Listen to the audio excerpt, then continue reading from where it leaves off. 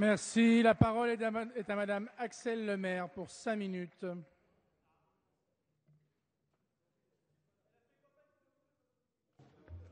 Je n'ai jamais fait campagne pour le nom.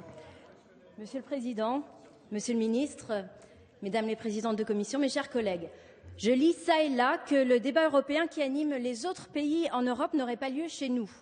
Ce n'est pas mon sentiment de l'extérieur et de l'étranger, là où j'habite. L'Europe est en France au cœur des priorités politiques du gouvernement et reste présente tant dans le discours que dans les actes, de manière bien plus prégnante que ce qui se passe chez nos voisins. En Europe du Nord, par exemple, les débats autour de la ratification du traité sont restés, somme toute, relativement discrets et très peu de responsables de l'exécutif se sont présentés devant leur Parlement pour exposer leur vision de l'Europe. J'aimerais donc souligner l'importance symbolique en comparaison que revêt la présence du Premier ministre français dans l'hémicycle hier, dans un contexte européen plus global, où nombreux sont ceux ailleurs en Europe, où le mot Europe fait peur et où ce mot est reçu par les peuples et souvent à juste titre comme la source de contraintes et d'étouffement. Alors venons-en au traité. Analysé de manière littérale, il impose un objectif d'équilibre budgétaire uniforme et qui s'applique à l'ensemble des États signataires. Il apparaît comme la victoire d'une idéologie conservatrice et néolibérale qui prône l'austérité. En réalité, il me semble que ce traité ne peut être compris qu'en tenant compte de la conjoncture politique plus globale dans laquelle intervient l'exercice de ratification. Je m'explique. À l'évidence, le texte est le fruit d'un compromis. Il part d'un principe selon lequel des finances publiques saines sont d'une importance essentielle pour préserver la stabilité dans la zone euro. La raison d'être de ce traité est de répondre aux turbulences dans la zone euro. Et il ne faut pas s'en offusquer, car l'imprévisibilité et le chaos qui ont trop longtemps régné depuis l'éclatement de la crise économique et financière en Europe ont un impact direct sur les peuples. Ce sont ces peuples qui aujourd'hui paient le prix de la dette. Ce sont les citoyens qui subissent l'imposition de politiques d'austérité lorsque les États sont au bord du gouffre.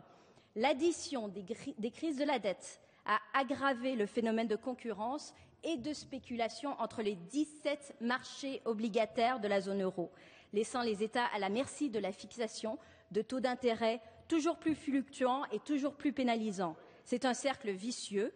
Le poids de la dette alourdit le risque de solvabilité des États qui lui-même alourdit le poids de la dette. C'est ainsi que, par exemple, sur le marché secondaire, les intérêts d'emprunt appliqués à la Grèce sont passés de 5% en 2009 à 32% en février 2012. C'est cette dette-là, la dette non contrôlée, objet de toutes les spéculations incompressibles, qui est devenue l'ennemi des peuples. C'est elle qui forme la véritable atteinte à la souveraineté lorsque les gouvernements se retrouvent démunis et sans plus aucune marge de manœuvre budgétaire. Nous ne parlons pas ici d'un endettement qui sert l'investissement public, qui promeut les emplois ou les services publics, mais d'une dette nocive qui plonge les États dans des spirales sans fin. Alors le traité contribue à rétablir une certaine confiance. Il ne doit pas être vu comme une fin en soi, il est un outil parmi d'autres pour parvenir à une autre fin qui est celle de la sortie du désendettement et du retour de la croissance à l'échelle du continent. Il a été dit pendant le débat que la France est un pays et du Nord et du Sud, une passerelle. C'est vrai. Notre continent est d'ailleurs guetté par un risque croissant de fracture entre les pays du Nord et ceux du Sud. Les économies nordiques, Suède, Finlande, Norvège, Danemark, auxquelles on peut ajouter l'Allemagne et les Pays-Bas, enregistrent de bons bilans et semblent faire preuve d'une capacité de résilience face à la crise plus solide que celle des États du Sud.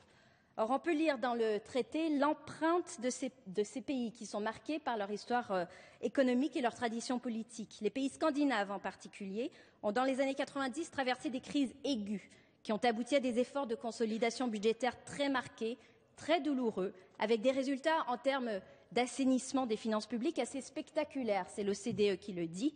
Ces pays prêteurs, aux économies très ouvertes et donc directement exposés aux problèmes de la zone euro, réclament une discipline budgétaire.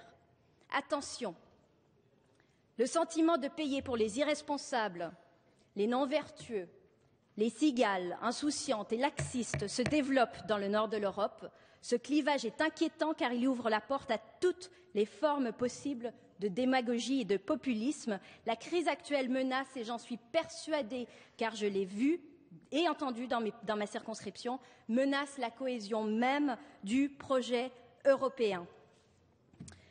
Alors non, tout ne s'est pas joué les 28 et 29 juin dernier et tout n'est pas encore joué, mais des progrès ont été accomplis qui vont dans le bon sens. Ils doivent donc être accueillis par tous ceux qui défendent l'intérêt général européen et l'intérêt national de la France et des Français. Merci.